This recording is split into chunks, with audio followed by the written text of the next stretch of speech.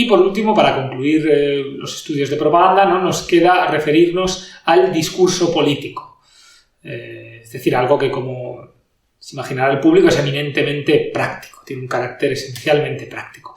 Bueno, ¿qué es el discurso político, no? Bueno, hay varias definiciones. Nosotros tomamos la del lingüista británico Norman Fairclough, ¿no?, que lo entiende desde una óptica un poco más marxista, lo entiende como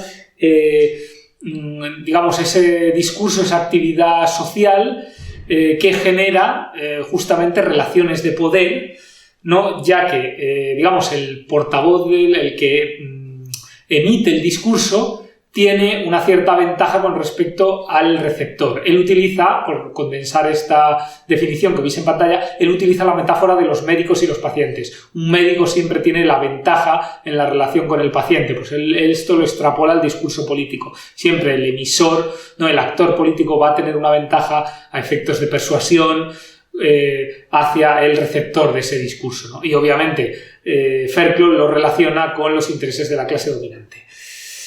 Bueno, el discurso hay que tener en cuenta que tiene dos facetas. El discurso propiamente dicho, pero luego la representación de ese discurso, es decir, lo que tiene que ver con la escenografía. Por eso se hablará hoy en día, sobre todo, se habla mucho tanto de comunicación verbal como de comunicación paraverbal y no verbal, ¿no? Con lo cual es importante tener en cuenta esa distinción. Luego también hay que hablar de el discurso en relación a los medios de comunicación. Hoy en día, como hemos dicho, vivimos en la época del politainment, del infotainment. Los grandes medios de comunicación se han convertido en lo que se llama el cuarto poder, ¿no?, por su capacidad de erigirse en mediadores entre los actores políticos y los ciudadanos. Ellos filtran ese discurso y, en este sentido, Noam Chomsky los denomina los guardianes de la puerta. Es decir, porque tienen la capacidad, a través de tres procesos, el news gathering, el newsmaking y el news reporting, es decir, digamos, la guarda de la noticia, la guardia de la noticia, la fabricación de la noticia y luego la emisión de la noticia, ¿no?, tienen la capacidad de elegir qué es noticioso y qué no, qué existe y qué no, diríamos finalmente, porque al final lo que existe, más allá de nuestra percepción inmediata de salir a la calle y ver si llueve o no llueve, lo recibimos todo, sobre todo en el ámbito político, a través de los medios de comunicación. Entonces, el discurso político, por ello, los actores políticos tienen que tener muy claro que el discurso tiene que adaptarse al lenguaje de los mass media. Y como decimos, es la política espectáculo, un lenguaje audiovisual, un lenguaje no excesivamente racional, busca entretener al público, no busca tanto formarle. Hay una vulgarización de la política, en cierta manera, si lo comparamos, por ejemplo, con el siglo XIX, ¿no?, con esa edad de oro de la prensa, porque claro, en esa época había que llegar solo a una élite, digamos, que eran los que votaban el sufragio censitario, ahora hay que llegar a todo el mundo. Y para llegar, como siempre me gusta decir a mí, como al Homer Simpson, ¿no?, como ejemplo del ciudadano medio, pues obviamente los medios de comunicación tienen mucho éxito con esta política de vulgarización de lo político, de política espectáculo, finalmente. Con lo cual, lo que se dice es que el político tiene que saber sobrevivir en esta selva mediática. Porque los intereses del político y del periodista son contradictorios. Es decir, ambos se necesitan mutuamente, pero el político lo que busca es emitir su mensaje y que llegue con la mayor claridad posible, y mientras tanto el periodista lo que busca, pues, son los intereses en principio de la cadena, ¿no?, conseguir audiencia o más intereses suyos propios de prestigio personal, ¿no? Pero son intereses contradictorios. Dicho esto, teniendo bien en cuenta esta relación entre discurso y medios de comunicación que todo actor político debe tener en cuenta para adaptar bien su mensaje, vamos a la elaboración del discurso. ¿Cómo se elabora el discurso? Bueno, pues esencialmente tiene una estructura que definimos brevemente. Primero, responder 4 preguntas, es decir, el quién, el dónde, el cuál y el qué. ¿Quién va a decir ese discurso? ¿Dónde se va a emitir? ¿Para qué tipo de audiencia, ¿no? ¿Cuál es la audiencia? Y de qué va a hablar el discurso, ¿no? Luego, bueno, primero habría que hacer, digamos, documentar el texto, es decir, conseguir todas esas ideas para argumentarlo, para que el texto esté bien nutrido.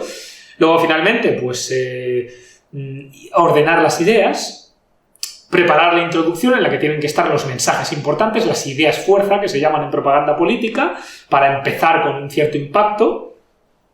Luego, digamos, seguir con el desarrollo del cuerpo del discurso, donde las ideas se van argumentando, se van desarrollando. Simplemente ya sabemos utilizar, como ya decíamos, pues muchas metáforas, muchas imágenes que permitan que sea más fácilmente asumible el discurso, ¿no? Que llegue mejor al público, y luego finalmente redactar la conclusión, ¿no? Volver a decir, es decir, lo que he dicho, volverlo a decir y terminar a lo grande. Y luego, bueno, siempre es bueno comprobar el resultado final, el discurso siempre se escribe, ¿no? Primero, releerlo, declamarlo algunas veces para ver cómo encaja y cómo puede ser recibido, ¿no? Bueno, sobre el discurso y relato, las relaciones, ya hablamos en las estrategias de propaganda política, el auge del storytelling y la importancia del framing, con lo cual no me extenderé en esto, simplemente tener lugar que el discurso, si logra ser hilvanado en torno a un relato que resalte esa faceta mágico-litúrgica de la política a través de mitos, de arquetipos, ¿no? Esos arquetipos del héroe, el villano, intentar enmarcarlo dentro del discurso, que la gente lo vea como una película, va a ser como un relato, va a ser como una novela, va a ser mucho más atractivo. Y luego utilizar metáforas, ¿no? También metáforas que permitan explicar lo desconocido a través de lo conocido. Y luego el framing, ya dijimos, ¿no? Esos marcos cognitivos que hay que tener muy en cuenta para no utilizar nunca el lenguaje del enemigo sin darnos cuenta que nos esté haciendo actuar en el marco del adversario y que nos perjudique, ¿no? Recordar lo que comentaba de que no es lo mismo hablar de funcionarios o de servidores públicos, igual que no es lo mismo hablar de representantes de los trabajadores que de liberados sindicales. Mucha atención a los marcos. Bueno, figuras retóricas que podemos utilizar. La literación, por ejemplo, ¿no? Tremate, tremate, l'estreghe son tornate, el lema de las feministas italianas, ¿no? Temblad, temblad, las brujas han muerto. Bueno, también la anáfora, ¿no? Es decir, el poder del pueblo para el pueblo y por el pueblo, ¿no? Que decía Lincoln, es decir, el repetir siempre una palabra que le dé más fuerza, la antítesis, no contraponer, patria o muerte, o la célebre cita del Che Guevara. ¿No? Las tríadas suelen funcionar bien, libertad, igualdad, fraternidad, ¿no? El lema de la Revolución Francesa. Los juegos de palabras también funcionan bien. El está prohibido prohibir, por ejemplo, el gran lema del mayo del 68, ¿no? Un juego de palabras interesante. Y luego, por último, la sinécdoque, el sustituir la parte por el todo. Cuando tú dices el pueblo está en las plazas, una clásica consigna revolucionaria, pues finalmente estás diciendo que esa gente que está en la plaza, que es una parte de la sociedad, es el pueblo, es toda la sociedad, con lo cual eso te proyecta la unanimidad que decíamos como regla de la propaganda. La gente, por la espiral del silencio, le tiene miedo a quedar aislado. Si tú proyectas que todos están contigo, más fácil es de llegar y de persuadir. Y luego, por último, algunas ideas breves sobre la oratoria y el media training, ¿no? La parte práctica del discurso. Es decir, obviamente el discurso puede ser genial, pero si el orador es malo, pues va a ser menos convincente. Con lo cual, en el arte de la oratoria hay que preocuparse, obviamente, de la comunicación no verbal, como hemos visto, pero también de la comunicación paraverbal y no verbal. Ya hemos dicho que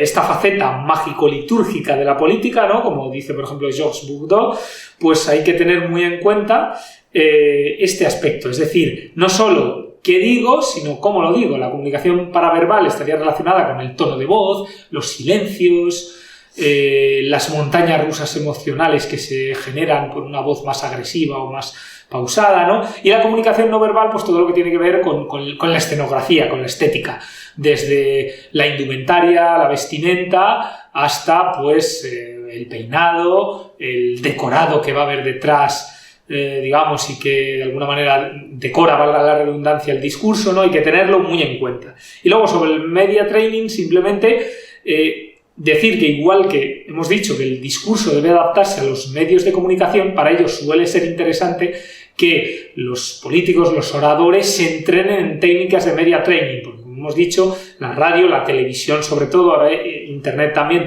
tiene un lenguaje y una dinámica muy específica, y para sobrevivir en esa selva mediática, un actor político debe ser entrenado específicamente en técnicas de intervención en medios audiovisuales. En inglés se le llama media training. Bueno, nos despedimos con una imagen de Winston Churchill, ¿no? El gran político y orador británico, que además nos deja una sentencia muy, muy ilustrativa.